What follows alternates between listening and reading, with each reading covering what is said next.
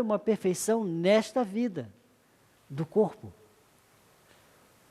Portanto, a Bíblia fala sim de uma transformação do corrupto para o incorrupto no dia da vinda de Cristo, mas referindo-se especificamente ao corpo.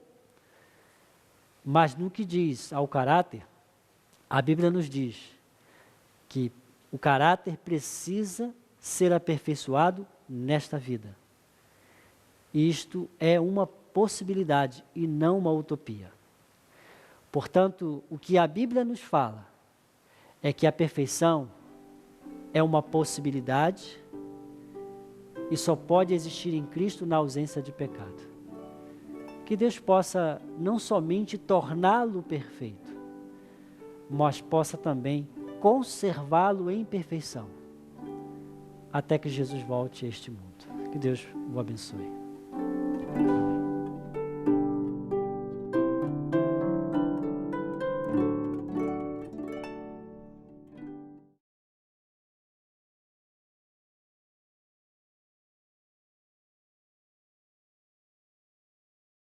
Seja bem-vindo ao nosso seminário bíblico Ministrando Salvação.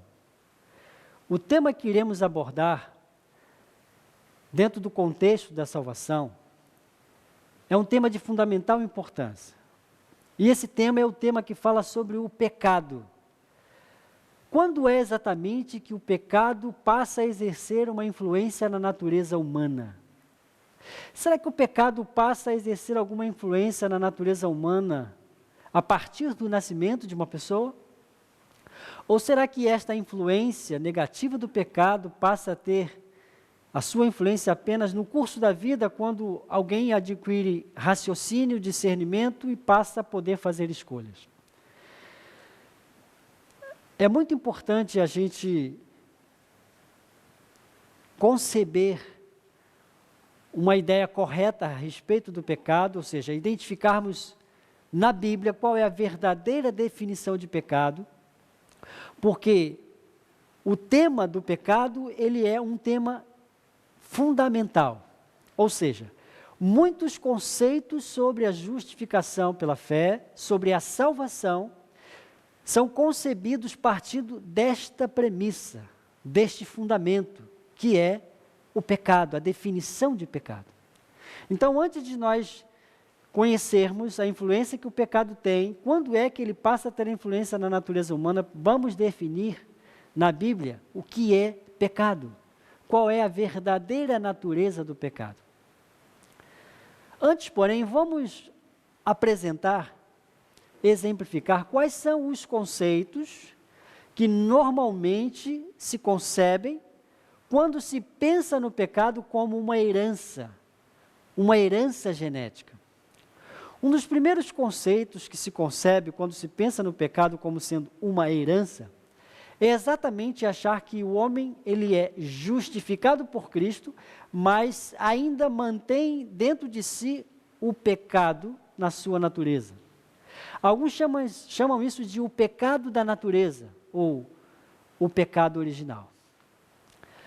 A outra ideia que se tem é que o homem que é portador do pecado na natureza, ele vive uma vida de santificação no pecado. Porque o que se pensa é que o homem, por conta desta natureza, deste pecado na natureza, ele não consegue deixar de pecar. E aí, é daí que vem aquele termo muito comum, o bem que eu prefiro, eu não faço. E o mal que eu não quero, esse eu acabo fazendo. Então, muitos conceitos se tem quando se pensa no pecado como sendo uma herança. Agora, quais são os prejuízos que se tem quando se pensa no pecado como sendo uma herança genética? Quando se pensa no pecado como sendo a propensão para pecar que todos os seres humanos herdam? Note bem quantos problemas que se tem quando se pensa assim. Um dos problemas que se tem é que quando o homem peca, ele desculpa o seu pecado dizendo que o problema, o que o levou ao pecado foi a sua natureza. E aí ele transfere essa responsabilidade para a natureza e assim ele se desculpa. O outro prejuízo que se tem é que aquele que tem o pecado na natureza, mesmo sendo justificado, não consegue deixar de pecar. É claro que se alguém entende que, embora ele se esforce, ele não consiga deixar de pecar, é claro que quem pensa assim, um dia vai deixar de tentar. Porque se tenta e não consegue, para que continuar tentando? Agora, um dos maiores problemas que se tem é que quando se pensa que o pecado é uma herança, destrói completamente toda a vitória que Jesus conquistou quando esteve aqui na terra como ser humano. Toda a vida de obediência perfeita vivida por Cristo em 33 anos de idade se destrói e deixa de ser para nós um exemplo de obediência perfeita. Joga-se fora uma vida de obediência perfeita que Cristo viveu. Mas eu gostaria de apresentar, deixar bem claro e definido qual é o contexto que se utiliza para conceber a ideia do pecado como sendo uma herança genética. Quais são os textos que se utilizam?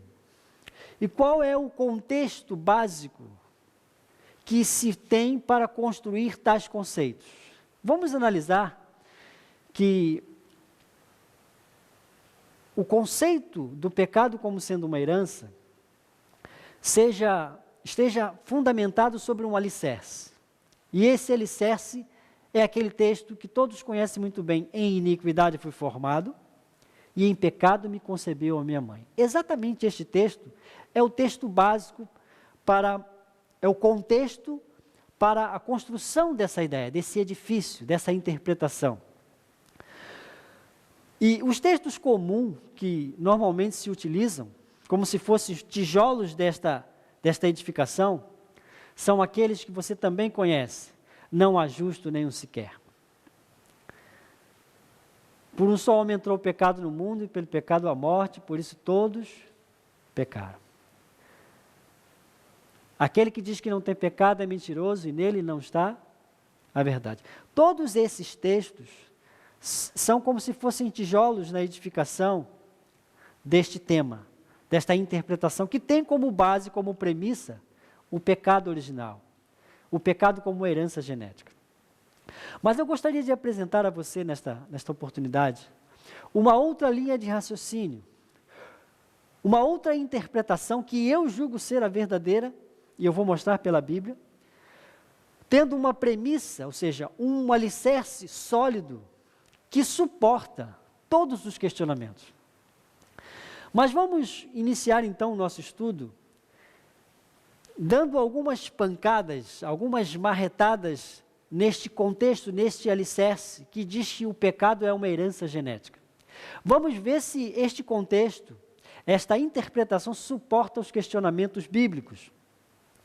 E o primeiro texto que eu gostaria de questionar, de apresentar para questionar essa interpretação está em Ezequiel capítulo 18, no versículo 20. Ezequiel capítulo 18, versículo 20. Veja o que diz: a alma que pecar, essa morrerá. O filho não levará a iniquidade do pai, nem o pai a iniquidade do filho. A justiça do justo ficará sobre ele, e a perversidade do perverso cairá sobre estes. A Bíblia não faz uso, não defende a transferência do pecado. E não transfere também a justiça de alguém para outro. Portanto, essa ideia de transferência de pecado não é uma ideia fundamentada na palavra. Porque a Bíblia diz claramente que o pecado do pai, a iniquidade do pai, não é transferida ao filho. Nem o pecado e nem a justiça. Portanto, aqui nós estamos percebendo que a ideia do pecado como sendo uma herança genética não suporta os questionamentos bíblicos. Mas vamos a um outro texto, e este está em 1 João, capítulo 3, no versículo 4. E neste texto nós vamos ter a definição de pecado bíblica, deixado pela Bíblia. 1 João, capítulo 3, versículo 4. Todo aquele, 1 João capítulo 3, versículo 4, diz assim: todo aquele que pratica o pecado também transgride a lei, porque o pecado é a transgressão da lei. Se o pecado fosse uma questão de herança, ele não seria a transgressão da lei. Porque o que nós seres humanos herdamos dos nossos pais é exatamente as inclinações para o pecado, as propensões pecaminosas, as tendências para o mal. Mas a tendência para o mal ainda não se constitui uma transgressão da lei. Então, para o pecado ser uma herança genética, ele tem que deixar de ser a transgressão da lei. E isso é impossível, porque aqui na Bíblia, nesta definição, nós temos a única e verdadeira definição para o pecado deixado na Bíblia, que é a transgressão da lei. Portanto, logo de início nós percebemos que essa linha de pensamento não suporta os questionamentos que a própria Bíblia nos traz. Mas eu gostaria de apresentar neste momento a visão bíblica a respeito do pecado. Para tanto, eu gostaria de apresentar todos os elementos que são essenciais, indispensáveis na formação do pecado. Você sabia que o pecado não existe pronto? Que o pecado é fabricado? Que o pecado depende de algumas matérias-primas para existir? O pecado não é tão simples como alguns pensam que é. O pecado, ele está envolvido por uma complexidade, por um conjunto de elementos que fazem com que ele exista. Antes, porém, de nós analisarmos esses elementos que são essenciais na formação do pecado, eu gostaria de fazer duas perguntas. É possível que alguém peque sem transgredir a lei? Será possível que alguém possa pecar e não transgredir a lei? É impossível. Agora, será possível que alguém possa pecar sem ter inclinações para o pecado? Sem ter tendências pecaminosas? É claro que é. O próprio Lúcifer no céu não tinha propensões para o pecado e, no entanto, pecou? O próprio Adão e Eva no jardim do Éden não tinham inclinações para o pecado, mas pecaram. Isto significa que a propensão para o pecado, ela não é o pecado. Ela é simplesmente uma predisposição para o pecado. Não é por causa da propensão que pecamos. Ela é um fator contribuinte, não se pode questionar isso. Mas ela não é um fator determinante. Vamos então aos seguintes elementos essenciais para a formação do pecado. O primeiro elemento que eu gostaria de destacar e mencionar é exatamente a existência da lei. Vamos abrir as nossas Bíblias em Romanos capítulo 4, no versículo 15. Romanos capítulo 4, versículo 15, diz assim: porque a lei suscita a ira, mas onde não há lei, também não há transgressão. Portanto, para existir o pecado, faz-se necessário a existência de uma lei. Não é possível haver transgressão sem haver uma lei. Não é possível haver pecado sem haver uma lei. E esta precisa ser, por sua vez, transgredida, violada. O livro de Romanos ainda, capítulo 8, versículo 7 e 8, tornará mais claro este pensamento. Romanos capítulo 8, versículos 7 e 8, capítulo 7 de Romanos, versículos 7 e 8, diz assim: que diremos, pois? É a lei pecado? De modo nenhum.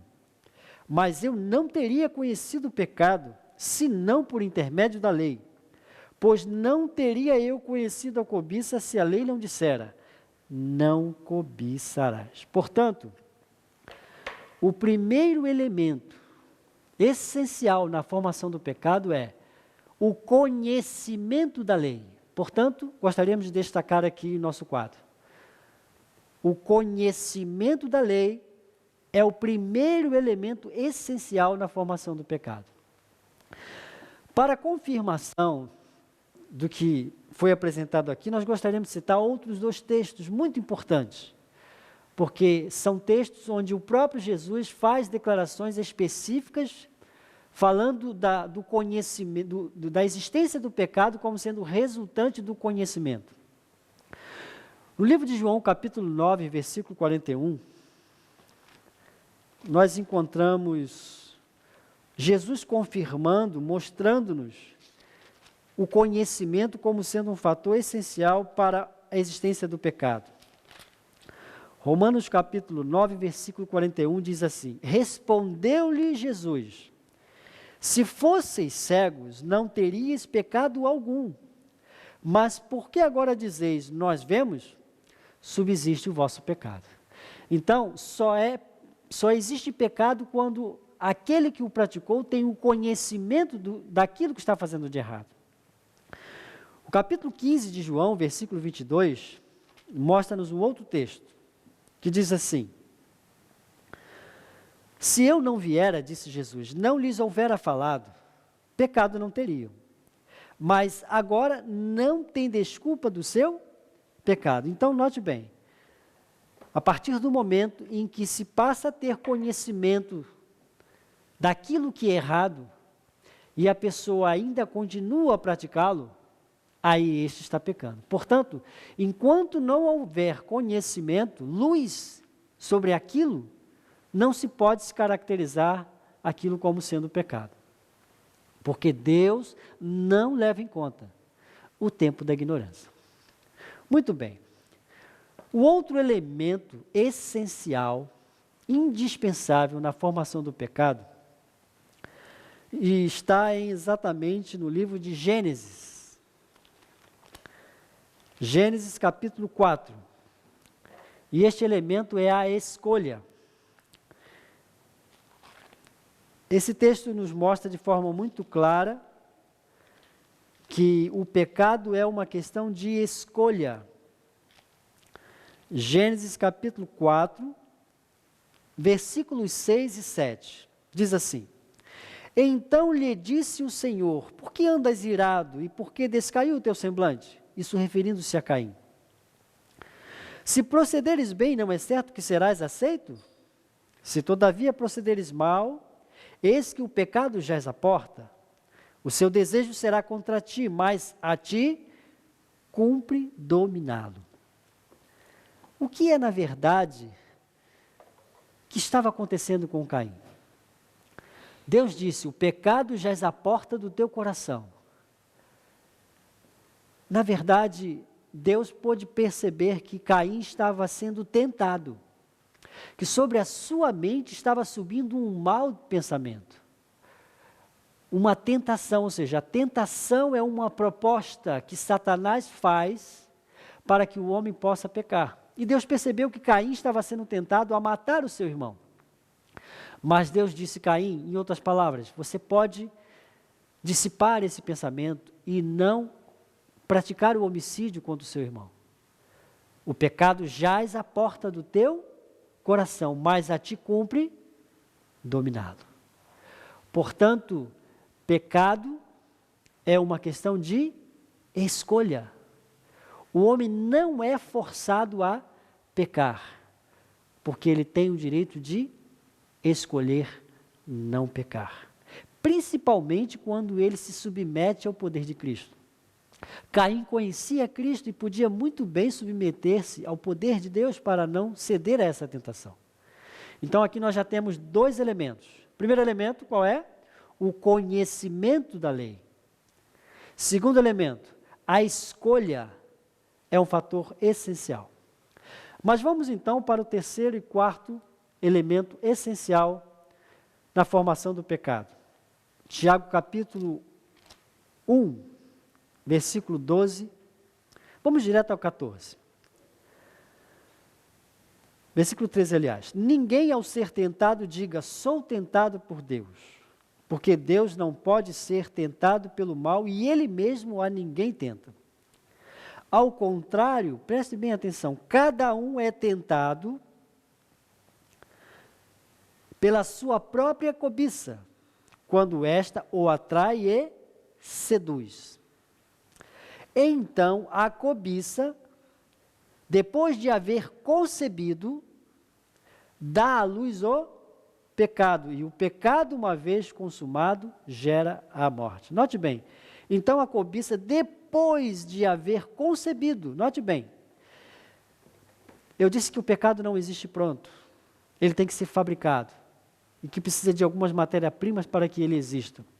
E aqui está alguma dessas matérias-primas. O homem precisa ser tentado, inclusive essa tentação, com a natureza, com a herança de natureza pecaminosa, nós próprios podemos criar esta tentação. Então ela pode ser interna e externa, mas tem que haver tentação.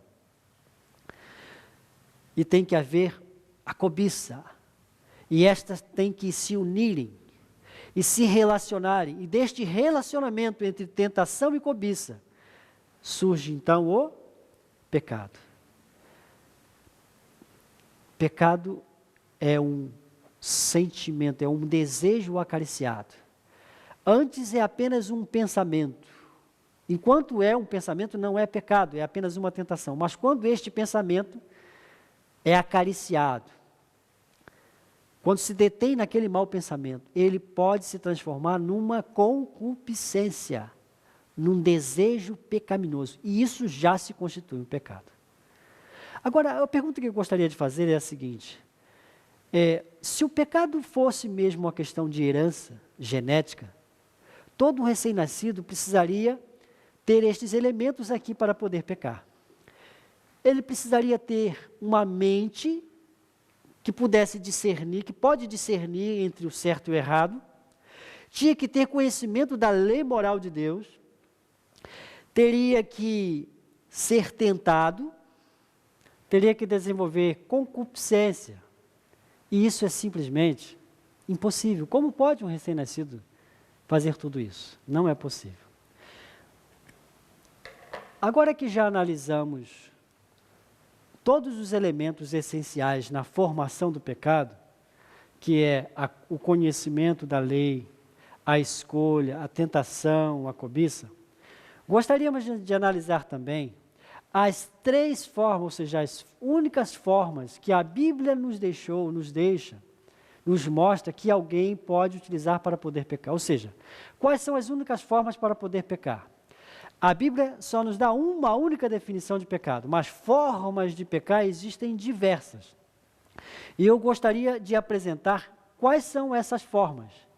E sempre analisar, submeter essas formas ao recém-nascido. E saber se porque se o pecado é uma questão de herança, o recém-nascido já tem que desenvolver essas formas, ou fazer uso dessas formas. Isso tudo é insustentável, mas vamos ver algumas dessas formas. A primeira dessas formas está em Tiago, no capítulo 4, versículo 17, que diz assim: portanto, aquele que sabe que deve fazer o bem e não o faz, nisso está pecando. Aqui nós encontramos a primeira forma de pecar.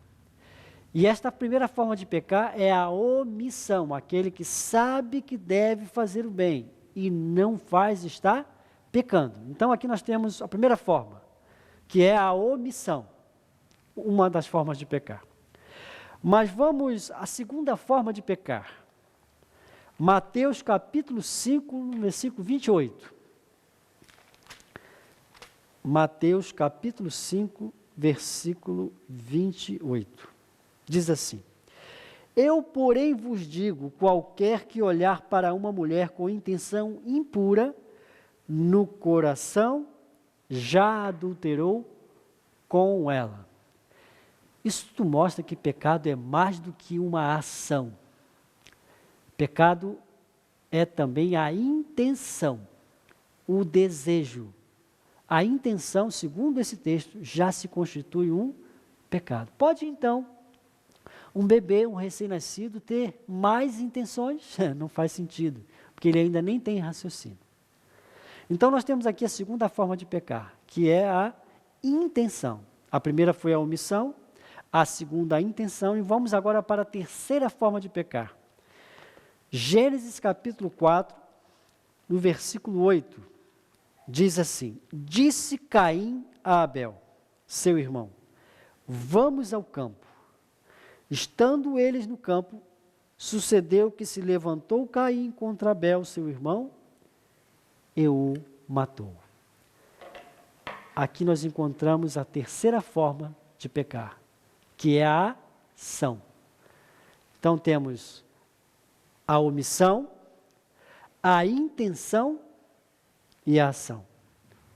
Desta forma, nós concluímos que o pecado, ele é muito mais complexo do que se pensa. Para alguns, basta ter propensão, basta nascer com a propensão e já está pecando. E a Bíblia diz que não é assim. A propensão é simplesmente uma predisposição para o pecado. E é bem certo que, sem a intervenção divina, esta predisposição levará o homem ao pecado. Porque o homem nasce realmente numa condição de escravo. Mas o homem tem o direito de escolher a Cristo e, por isso, escolher não pecar. Portanto, a conclusão que nós chegamos, segundo o que a Bíblia nos mostrou, é que o pecado não é uma herança genética. O pecado não é a propensão. O pecado é a transgressão da lei. E que o pecado não pode existir nos recém-nascidos, porque o pecado carece de elementos essenciais que o recém-nascido não pode ter, não tem na sua infância, como conhecimento da lei, poder de escolha, não pode ser tentado, não desenvolve concupiscência, não pode se omitir de fazer alguma coisa correta, não pode ter a intenção de fazer alguma coisa ruim e nem pode praticar o pecado. Portanto, penso que este é um tema muito importante, porque ninguém poderá entrar no céu com o pecado. E a vitória sobre o pecado é algo que precisa acontecer antes de Jesus voltar. Portanto, penso eu que você precisa ter um conhecimento bem fundamentado deste tema para poder desenvolver uma hostilidade ao pecado e saber como evitá-lo na sua vida. Porque em pecado ninguém se salvará. Que Deus o abençoe. É o nosso sincero desejo.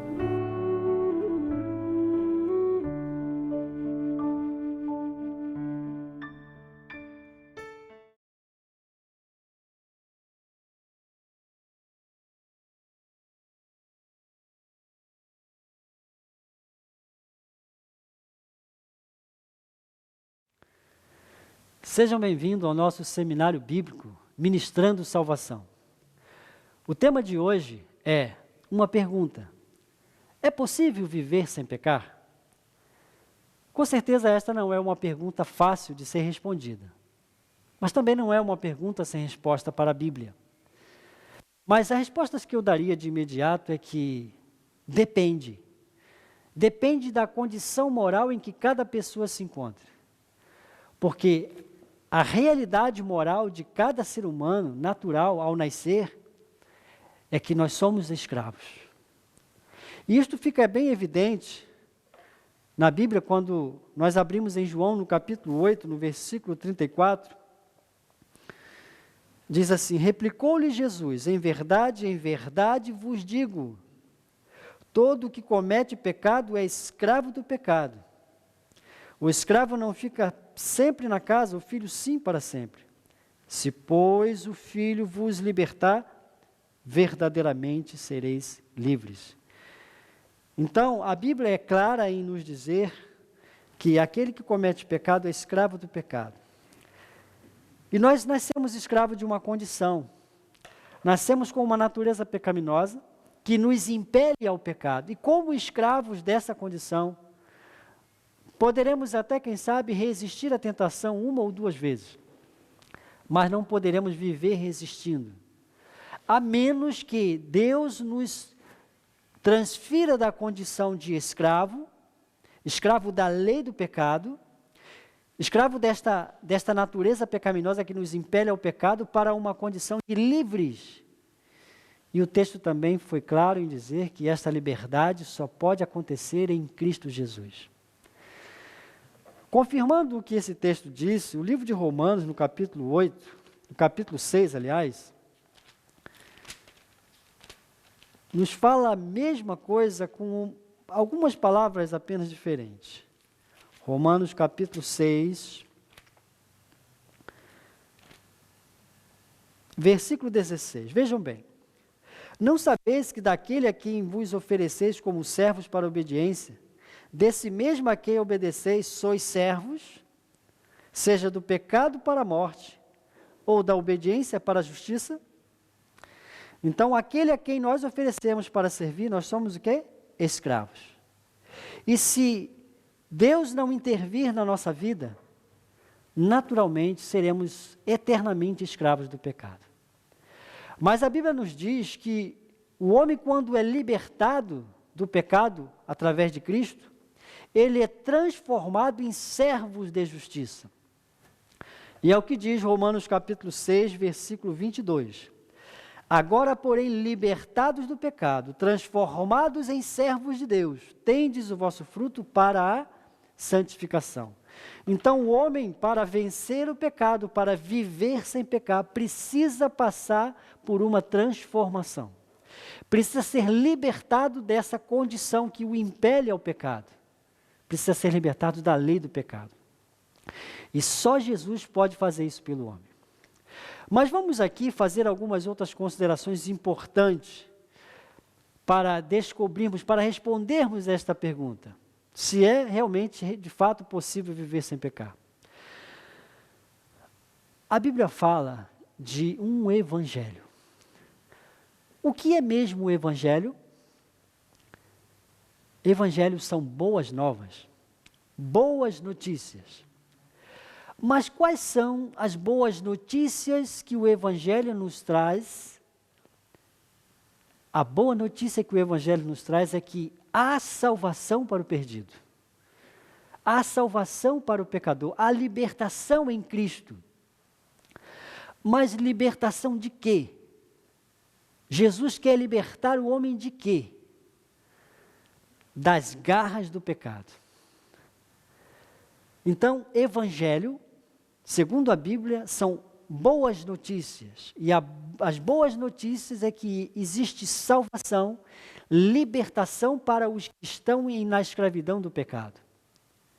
Mas todas essas definições dadas até aqui ainda não foram suficientes para definir de fato o que é o evangelho. O livro de Romanos, capítulo 1, nos traz um texto em que nos deixará mais claro a função do evangelho.